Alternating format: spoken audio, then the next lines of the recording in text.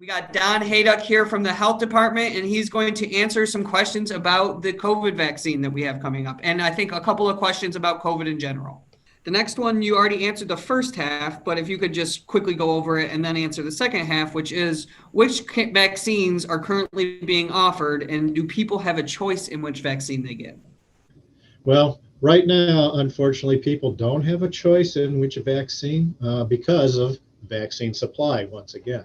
We only have the two vaccines that are approved for use in the United States, the Pfizer vaccine and the Moderna vaccine.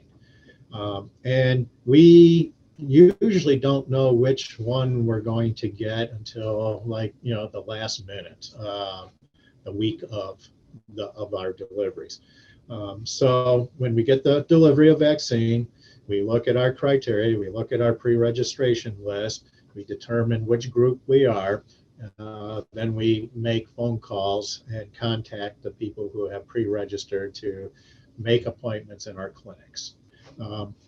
As I mentioned previously, Johnson & Johnson also has a vaccine, and they've just recently submitted their application for FDA emergency use authorization, just like the previous two vaccines did back in December. And so we're eagerly awaiting that vaccine, which will obviously increase the supply of vaccine and allow us to vaccinate more people. The nice thing about the Johnson & Johnson vaccine is it's a one-dose vaccine, so people do not have to come back for a second dose and make another appointment. Thank you. My next question is, are pharmacies in Michigan going to begin offering the vaccine? Well, actually, they already have started to offer a vaccine in a very, very limited way here in Jackson County.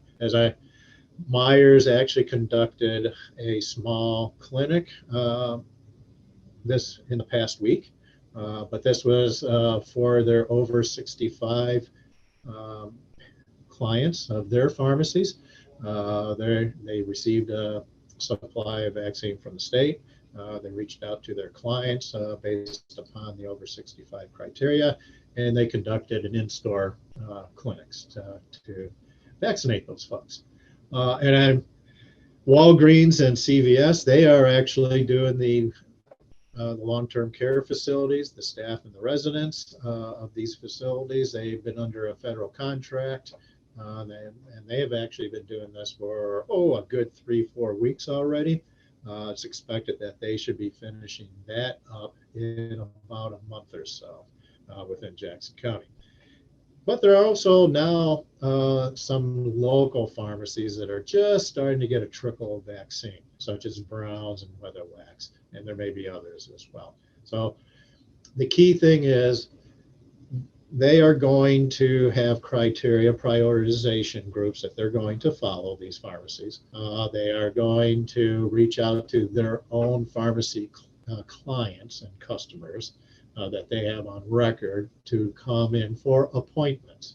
Now, that's the key thing to remember, is everything is by appointment only. There are no walk-up clinics, either in place or even being planned. Everything is by appointment because we have such a small amount of vaccine coming in on a weekly basis. It's the only way to do it. It's the only fair way to do it. And it's the only way that we can manage these clinics, is to control the number of people who come into the clinics. So it's a well-oiled machine right now for our clinics, both for Henry Ford, the health department, and as well as the pharmacies. So with that being said, remember, there are no walk-up clinics.